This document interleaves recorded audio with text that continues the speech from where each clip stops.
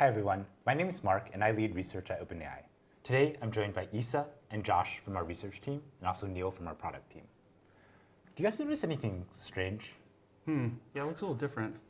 Well, it's because we're here in Tokyo, so hello from Tokyo everyone. The reason we're here is later on we're going to do a special event with one of our close partners, but this stream is about our next Agentic offering. I want to first talk about agents as they relate to OpenAI. So OpenAI cares about agents because we believe that they're going to transform knowledge work. We think that they're going to help enterprises streamline their processes, make workers more productive, but it'll also be really, really important for consumers. So last year, we launched O1, which was the first model in our O series of reasoning models. These are models that differ from traditional models in that they think for a long time before they come up with an answer. And usually, the longer they think, the better the answer that they come up with. One of the limitations, however, of these models is that they don't have access to tools. And one of the really core missing tools is the ability to browse the internet. What this means is that a lot of the things that we use in everyday life are now not accessible to the model. So we'd like to announce a next big step. We are introducing a capability called deep research. What is deep research? Deep research is a model that does multi-step research on the internet. And what it does is it discovers content, it synthesizes content, and it reasons about this content, adapting its plan as it uncovers more and more information. So one important feature of deep research, why we call it deep research instead of just research, is that we've removed latency constraints from the model. Typically, models return fairly quickly, but deep research models, they can take 5, sometimes even 30 minutes before they come back with an answer. And we think this is a good thing, not a bad thing. We think it's important for our models to start doing autonomous tasks for much longer in an unsupervised way. And this is core to our AGI roadmap as well. I think our ultimate aspiration is a model that can uncover and discover new knowledge for itself. And the first step here is a model that can go and synthesize and understand the information on the web. What you get from deep research is a comprehensive, fully cited research paper, essentially something that an analyst or an expert in a field might produce to you. Now, we've talked about usages for knowledge work, but there are also many usages for other things that require extensive web browsing. For instance, oftentimes you may be searching for something very, very specific, right? This also takes a lot of manual labor on the internet. You might want a specific item that you're shopping for with all these constraints that are tailored for your personal use. So it's also very good for that. I've also personally used deep research for putting together content for slides that I've used in a presentation. So it's very, very good across the board, across a variety of different use cases.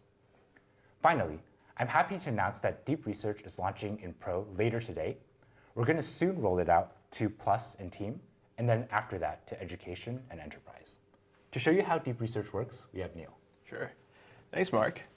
So deep research is in ChatGPT later today. I'm very excited to show you all how to use it.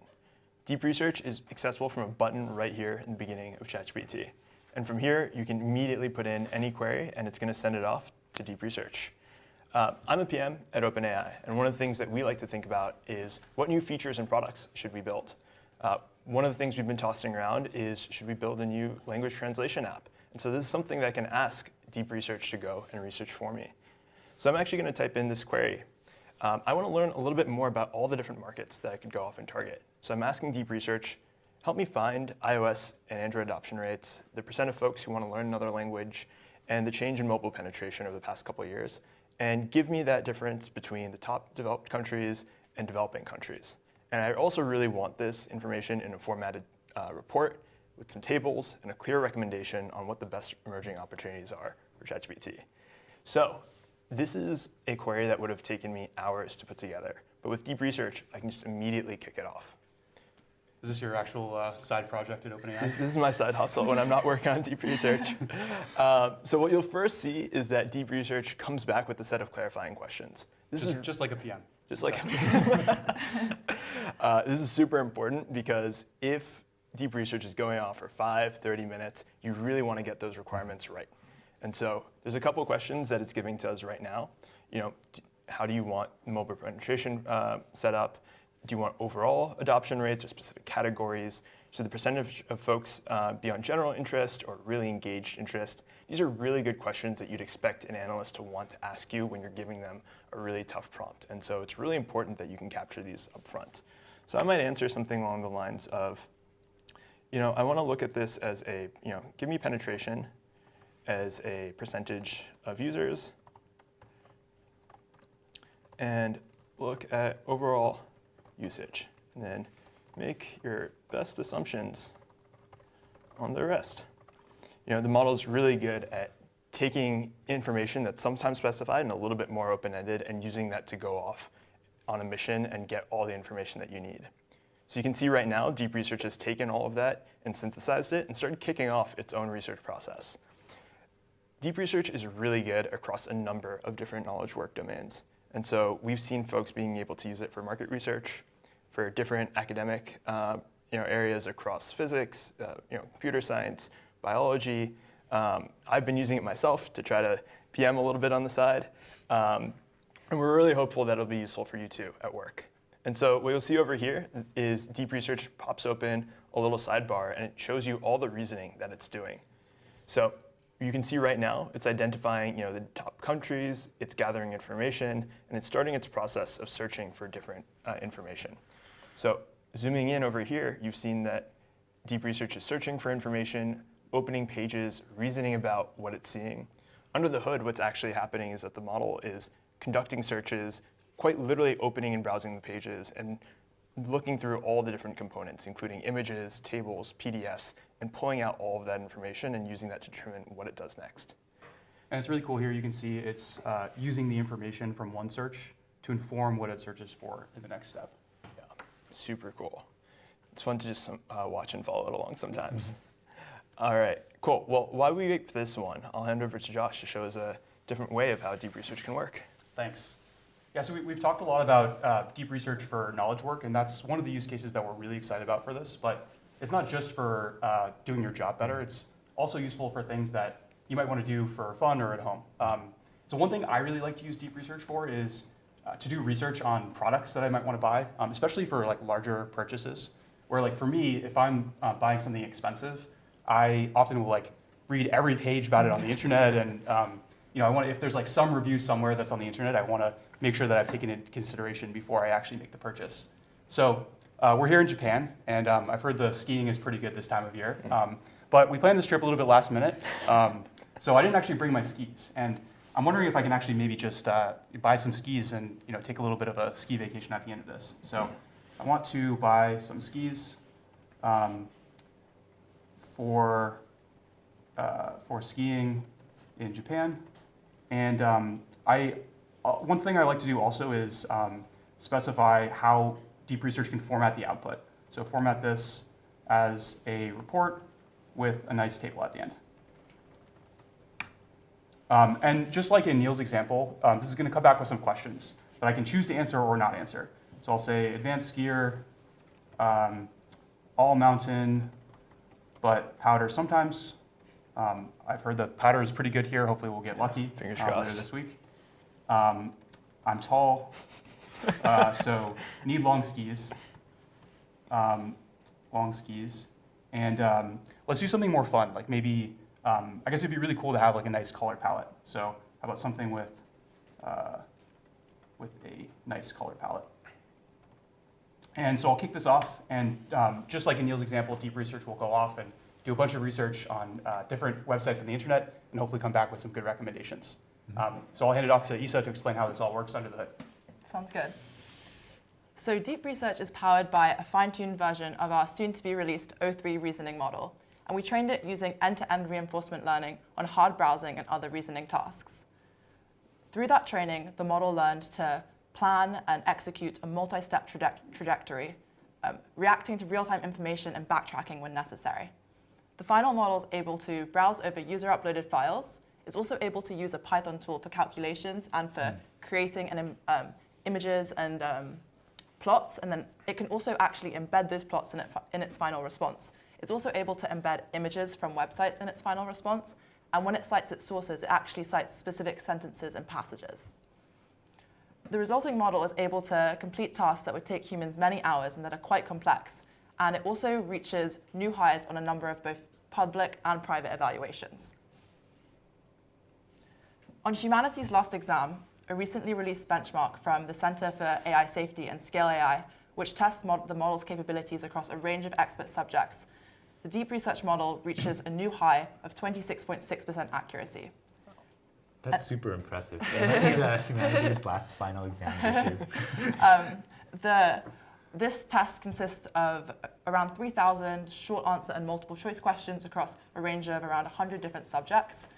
And it's actually really cool if you see the trajectories and thinking process of the model, because it's actually very similar to how a human would solve a problem. So if I was given a really hard problem, I'd probably do some online research to try and help me figure out the answer. And we've seen examples, for example, in physics, where the model has to answer some hard calculation. It will look up an equation in an existing scientific paper and help that, and use that for answering the question. Or in a poetry example, the model had to identify a very niche poetic meter for a new poem. And so we saw it looking up examples of other existing poems and trying to help that, use that to help it reason through how to get to the answer. On another benchmark, Gaia, that measures the model's agentic capability and requires web browsing, multimodal capability, code execution, reasoning over files. The model also reaches a new high on all 3 levels of difficulty. We've also put together some internal benchmarks that are pretty broad-based. Can you talk about those? Yeah, for sure. So we also put together some expert-level internal evals, and we have a range of tasks that experts would do in their jobs, and we had the deep research model answer them, and then have the experts rate the responses. And the model was able to complete tasks that the experts said would have taken them hours, and a lot of manual investigation. So we have 2 graphs to illustrate this. So we have on the left pass rates for different estimated economic value ranges, and then on the right we have pass rate for different ranges of number of hours to complete a task. And pass rate is the rate at which the model provides a satisfactory answer to an expert level task as rated by that expert. So what's interesting from these graphs is that pass rate is more correlated with estimated economic value than it is with estimated number of hours to complete the task, which shows us that the things that the model finds difficult aren't necessarily the same things that humans find time consuming.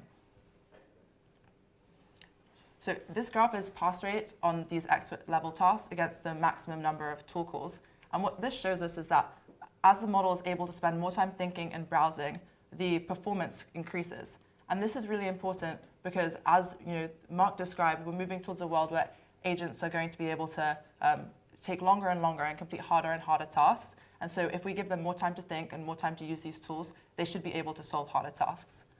And then one final internal evaluation is a hallucination evaluation. And this model actually performs the best on that eval of any model we've released. However, it's still possible that it will hallucinate. So when you're making reports, make sure to check the sources yourself. Yes. And so, as we mentioned, the deep research model can take a really long time to respond. So we generated some examples this morning to show you the range of different things it can do. And so we can look through some of them now. Nice. Super long. Very, very long. We Sorry. haven't solved the scrolling to the top problem. Okay, so this is a finance problem. So I'm an investment analyst in a Silicon Valley VC firm. I want to analyze the market for civilian supersonic air travel and prepare a thorough investment memo, and then many other specifications. And so the model clarifies, and we provided some additional requirements for the memo. And then the model kicked off the task. And as you can see, it went and researched for 7 minutes, used 12 different sources, and then came back to us with quite a comprehensive report of the field. And you can imagine if you were doing this for your job, this would be quite helpful to bootstrap your research as you're doing your initial investigation. Yeah, hopefully this works, and next time we have to come to Japan, we'll be a little bit less jet lagged with the supersonic travel. So here's another example. It's a biology example. So we uploaded a paper, and we want to find other papers on the same topic. This was actually a task from one of our friends at OpenAI who's very advanced in biology. So not going to pretend to understand exactly what this says, but we wanted to show the range. We're paying attention in undergrad biology. We knew we were smart. We want to show the range of things it can do. So it asked some clarifications, we followed up, and then this task, the model took quite a long time, and it was able to find a bunch of different papers that are on the same topic. And when we showed this to our friend, he said that it was a pretty good response. So it was a good vote of confidence for the model. And then one final example. Over here. Okay, so I'm sure everyone's had this moment where you can't remember the name of the restaurant that you went to in Tokyo 10 years ago, or the name of the TV show that you're looking for. And so this example might seem a bit contrived, but we wanted to show how good the model is at finding those needle in a haystack pieces of information. So the prompt is, there's a TV show that I watched a while ago. I forgot the name, but I do remember what happened in one of the episodes. Can you help me find the name? Here is what I remember in one of the episodes. 2 men play poker, one folds after another tells him to bet. And then a little bit more detail about the story. And the only additional information we were able to provide was, I think it was 5 to 10 years ago, but I'm not really sure. And the model is able to do online research and figure out, like, through reading a bunch of different sites and reasoning about the contents of those sites, the actual TV show episode that we're thinking of, Wow. which is pretty cool. Was that the right answer? Was that the one? That is the TV show. Wow. So now I'll hand back to Neil and Josh to check in on the task that you guys kicked off at the beginning. Yeah, absolutely. Thanks, Isa. So we'll take a look at the original task over here. It actually looks like the task is still going on right now. But in the meantime, while we've kicked it off, it's already looked at 29 different sources and gone through a lot of different information. Oh, wow. OK, perfect. Great timing. Incredible timing. Great. So Deep Research just put together its full analysis. It took us 11 minutes, and in that process, it looked at 29 different sites really in depth. And as you can see live on this live stream, it gave us a perfectly formatted report. Here you can see the mobile market analysis for mobile adoption and language learning. We got a nice introduction, our different adoption trends, everything put together in a really great report style where you can see mobile penetration over time and a ton of different data. And as you go down, you can see it not only has information over here, but also different table formats and ways that it's presented the data in a way that's super digestible. So one of the other things that's really cool about this model is that you're able to click in and see all the different sources that it's able to cite. Over here, you can see every citation that the model's encountered, and also different sites that it might have encountered that it didn't necessarily put into the final output, but it wants to let you know that it found along the way. Yeah. Awesome. Well, Great. Should we check in on the skis? Let's check in on the skis. All right. Scrolling up here, what I like about this is, wow, this did a lot of research. This is the kind of thing that I would probably have to spend all afternoon just for my own sanity to make a good purchase, to read every single thing that's written about it. But this does a pretty good job of actually just doing hitting all the sites that I would hit and consolidating this all in a format that's a lot easier to digest than doing my own searches. And it also provides a table at the bottom here that just gives kind of the high-level comparison across the specific things that I mentioned that I wanted for this purchase. I find that deep research works really well if you're very, very specific about the type of answer that you're looking for, both in terms of what information that you want, what comparisons you want to see, and anything about the format that you want the final output in, because the model is able to take all of those things into consideration and think about them all as it does its searches and puts together its final report. So this sort of passes the sniff test for me because the top recommendation here is actually the skis that I own at home, which is kind of cool. Nice. So Love that. I'll take a closer look at this and maybe plan a little bit of a ski trip after this. All right. Let's go this weekend. Yeah. So yeah, as you can imagine, there's a lot more that we can do with this technology. So I'll hand it back over to Mark to talk through where we're going with this. Awesome. Yeah, just to recap, Deep Research is available later today on Pro, and we're soon going to bring it to desktop and mobile. But again, what we're launching today is just scratching the surface of what you can imagine us doing with Deep Research. Today, we have a Deep Research agent that browses the web. But you can imagine that same Deep Research agent connecting to custom contexts, right? Or really just kind of enterprise storages of data. Again, Deep Research is important to our AGI roadmap. We believe in agents that think longer and longer, more autonomously to solve very difficult tasks. And we believe that this, the ability to work on a task for 30 minutes really does motivate a lot more compute investment. So we're excited to see what you guys do, and please share with us. Thank you so much.